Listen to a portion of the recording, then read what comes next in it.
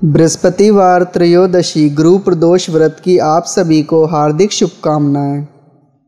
शत्रु विनाशक भक्ति प्रिय व्रत है ये अतिश्रेष्ठ। 12 मास तिथि सबसे भी ये है व्रत अति ज्येष्ठ। कथा इस प्रकार है कि एक बार इंद्र और वृतासुर में घनघोर युद्ध हुआ। उस समय देवताओं ने दैत्य सेना पराजित कर नष्ट भ्रष्ट कर दी।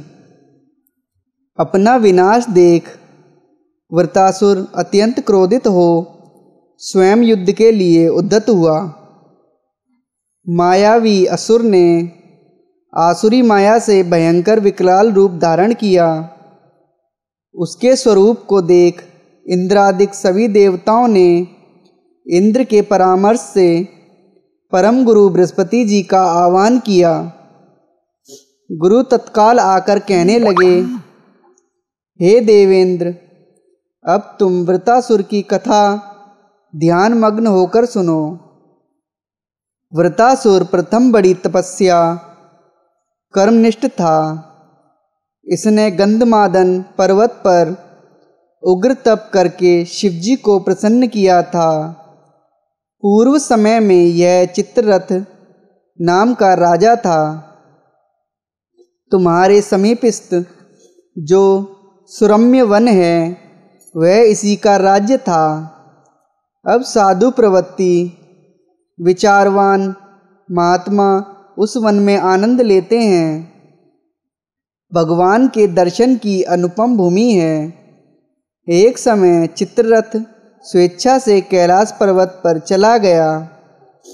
भगवान का स्वरूप और वाम अंग में जगदम्बा को विराजमान देख चित्ररथ हंसा और हाथ जोड़कर शिव शंकर से बोला, हे प्रभु, हम माया मोहित हो विषयों में फंसे रहने के कारण स्त्रियों के वशीभूत रहते हैं, किंतु देवलोक में ऐसा कहीं नहीं है कि कोई स्त्री सहित सभा में बैठे।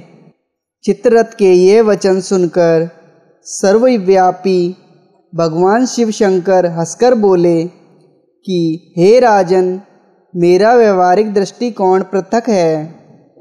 मैंने मृत्युदाता कालकूट महाविष का पान किया है, फिर भी तुम साधारण जनों की भांति मेरी हंसी उड़ाते हो। तभी पार्वती क्रोधित हो चित्ररथ की ओर देखती हुई कहने लगी, ओ दुष्ट, तूने सर्वव्यापी महेश्वर के साथ ही मेरी हंसी उड़ाई है। तुझे अपने कर्मों का फल भोगना पड़ेगा। उपस्थित सभासद महान विशुद्ध प्रकृति के शास्त्र तत्वान्वेषी हैं और सनक सनंदन सनत कुमार हैं। ये सर्व अज्ञान के नष्ट हो जाने पर शिव भक्ति में तत्पर हैं। अरे मूर्खराज, तू अति चतुर है, अतएव है मैं तुझे वह शिक्षा दूंगी कि फिर तू ऐसे संतों के मजाक का दुस्साहस ही नहीं करेगा। अब तू दैत्य स्वरूप धारण कर विमान से नीचे गिर। तुझे मैं शाप देती हूँ कि अभी पृथ्वी पर चला जा। जब जगदम्बा भवानी ने चित्ररथ को ये शाप दिया तो वह तत्क्षण विमान से गिरकर राक्षस योनि को प्राप्त हो गया और प्रख्यात महासुर नाम से प्रसिद्ध हुआ। तवष्टा नामक ऋषि ने उसे श्रेष्ठ तप से उत्पन्न किया था और अब वही वृतासुर शिव भक्ति में ब्रह्मचर्य से रहा। इस कारण तुम उसे जीत नहीं सकते। अतएव मेरे परामर्श से यह प्रदोष व्रत करो, जिससे महाबलशाली दैत्य पर विजय प्राप्त कर सको। गुरुदेव के वचनों को सुनकर सब देवता प्रसन्न हुए और गुरुवार त्रयोदशी प्रदोष व्रत को विधि विधान से किया। सोमवार का व्रत साधारणतया दिन के तीसरे पहर तक होता है। व्रत में फलाहार या पारायण का कोई खास नियम नहीं है, किंतु यह आवश्यक है कि दिन रात में केवल एक समय भोजन करें। सोमवार के व्रत में शिवजी पार्वती माता का पूजन करना चाहिए। सोमवार के व्रत 3 प्रकार के हैं। साधारण सोमवार, सौम्य प्रदोष और 16 सोमवार। विधि तीनों की एक जैसी ही है। शिव पूजन के पश्चात कथा सुननी चाहिए। कथा। एक साहूकार था जिसके घर में धन आदि किसी प्रकार की कोई कमी नहीं थी, परंतु उसके कोई पुत्र नहीं था। वह इसी चिंता में दिन रात दुखी रहता था। वह पुत्र की कामना के लिए प्रति सोमवार को शिवजी का व्रत और पूजन किया करता था तथा सायंकाल को शिव मंदिर में जाकर शिवजी के सामने दीपक जलाया करता था।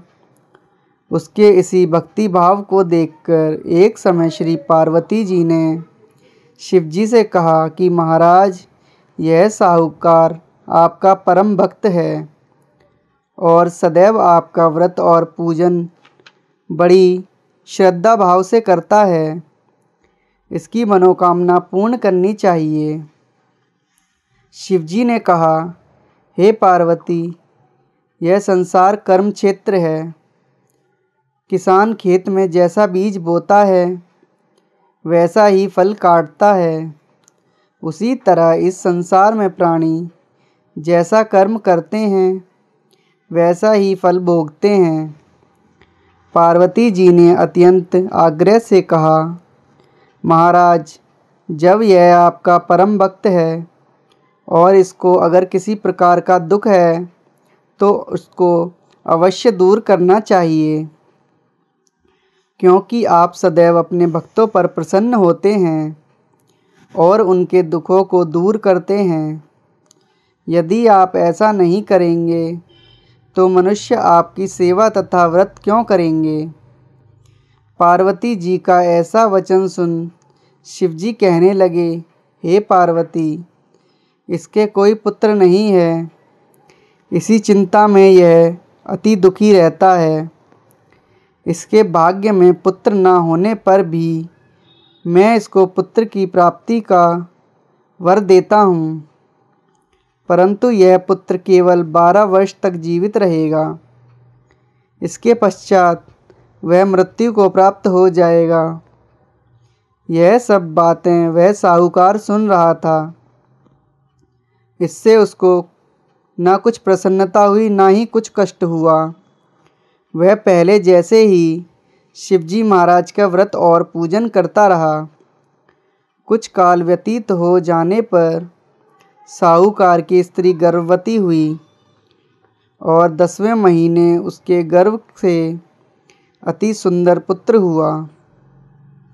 साहूकार के घर में बहुत खुशी मनाई गई, परंतु साहूकार ने उसकी केवल 12 वर्ष तक की आयु जान कोई अधिक प्रसन्नता प्रकट नहीं की और न ही किसी को भेद ही बताया।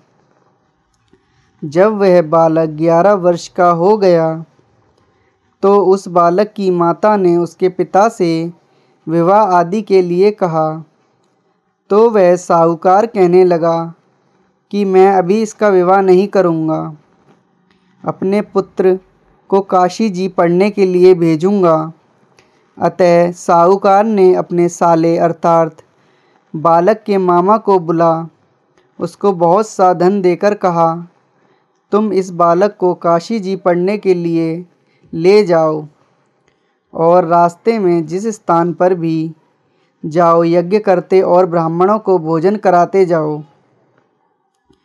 वह दोनों मामा भांजे यज्ञ करते और ब्राह्मणों को भोजन कराते जा रहे थे।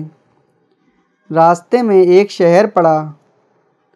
उस शहर के राजा की कन्या का विवाह था और दूसरे राजा का लड़का जो विवाह कराने के लिए बारात लेकर आया था वह एक आंख से काना था। उसके पिता को इस बात की बड़ी चिंता थी कि कहीं वर को देख कन्या के माता पिता विवाह में किसी प्रकार की अड़चन पैदा न कर दें। इस कारण जब उसने उस सेठ के लड़के को देखा तो मन में विचार किया कि क्यों न दरवाजे के समय इस लड़के से वर का काम चलाया जाए। ऐसा विचार कर वर के पिता ने उस लड़के और मामा से बात की तो वे राजी हो गए। फिर उस लड़के को वर के कपड़े पहनाकर घोड़ी पर चढ़ाकर दरवाजे पर ले गए और कार्य प्रसन्नता से पूर्ण हो गए। फिर वर के पिता ने सोचा कि यदि विवाह कार्य भी इसी लड़के से करा लिया जाए तो क्या बुराई है। ऐसा विचार कर लड़के और उसके मामा ने कहा, यदि आप फेरों और कन्यादान के काम को भी करा दें तो आपकी बड़ी कृपा होगी। हम उसके बदले में बहुत कुछ धन दे देंगे। तो उन्होंने वह भी स्वीकार कर लिया और विवाह कार्य भी बहुत अच्छी तरह से हो गया। परंतु जिस समय लड़का जाने लगा तो उसने राजकुमारी की चुनरी के पल्ले पर लिख दिया कि तेरा विवाह तो मेरे साथ हुआ है, परंतु जिस राजकुमार के साथ तुमको भेजेंगे वह एक आँख से काना है और मैं काशी जी पढ़ने जा रहा हूँ। लड़के के जाने के पश्चात उस राजकुमारी ने जब चुनरी पर ऐसा लिखा हुआ पाया तो उसने काने राजकुमार के साथ जाने से मना कर दिया और कहा कि यह मेरा पति नहीं है, मेरा विवाह इसके साथ नहीं हुआ है। जिसके साथ मेरा विवाह हुआ है वह तो काशी जी पढ़ने गया है। राजकुमारी के माता पिता ने अपनी कन्या को विदा नहीं किया और बारात वापस चली गई। उधर सेठ का लड़का और उसका मामा काशी जी पहुंच गए। वहां जाकर उन्होंने यज्ञ करना और लड़के ने पढ़ना शुरू कर दिया। जब लड़के की आयु 12 वर्ष की हो गई उस दिन उन्होंने यज्ञ रच। तब लड़के ने अपने मामा जी से कहा, मामा जी आज मेरी तबीयत कुछ ठीक नहीं है। मामा ने कहा, अंदर जाकर सो जाओ। लड़का अंदर जाकर सो गया और थोड़ी देर में उसके प्राण निकल गए। जब उसके मामा ने अंदर जाकर देखा कि वह तो मृत पड़ा है तो उसको बड़ा दुख हुआ और उसने सोचा कि मैं अभी रोना पीटना मचा दूंगा तो यज्ञ का कार्य अधूरा रह जाएगा। अतः उसने जल्दी से यज्ञ समाप्त कर ब्राह्मणों के जाने के बाद रोना पीटना आरंभ कर दिया। संयोगवश उसी समय शिव पार्वती जी उधर से जा रहे थे। जब उन्होंने ज़ोर ज़ोर से पीटने की आवाज़ सुनी तो पार्वती जी कहने लगीं, महाराज कोई दुखिया रो रहा है, इसके कष्ट दूर कीजिए। जब शिव पार्वती ने पास जाकर देखा तो वहाँ एक लड़का मृत पड़ा था। पार्वती जी कहने लगीं, महाराज यह तो उसी सेठ का लड़का है जो आपके वरदान से हुआ था। शिवजी ने पार्वती जी से कहा कि इसकी आयु इतनी ही थी सो यह भोग चुका। तब पार्वती जी ने कहा, हे महाराज इस बालक को और आयु दो, नहीं तो इसके माता पिता तड़प तड़प कर मर जाएंगे। पार्वती जी के बार बार कहने पर शिवजी ने उसको जीवन वरदान दिया और शिवजी महाराज की कृपा से लड़का जीवित हो गया। शिव पार्वती जी कैलाश चले गए। शिक्षा पूर्ण होने पर वह लड़का और मामा उसी प्रकार यज्ञ करते तथा ब्राह्मणों को भोजन कराते हुए अपने घर की ओर चल पड़े। रास्ते में उसी शहर में आए जहाँ उसका विवाह हुआ था। वहाँ पर आकर उन्होंने यज्ञ आरंभ कर दिया तो उस लड़के के ससुर ने पहचान लिया और महल में ले जाकर उसकी बड़ी खातिर की। साथ ही बहुत दासियों सहित आदरपूर्वक लड़की और जमाई को विदा किया। जब वे अपने शहर के निकट आए तो मामा ने कहा, मैं पहले तुम्हारे घर जाकर खबर कर आता हूँ।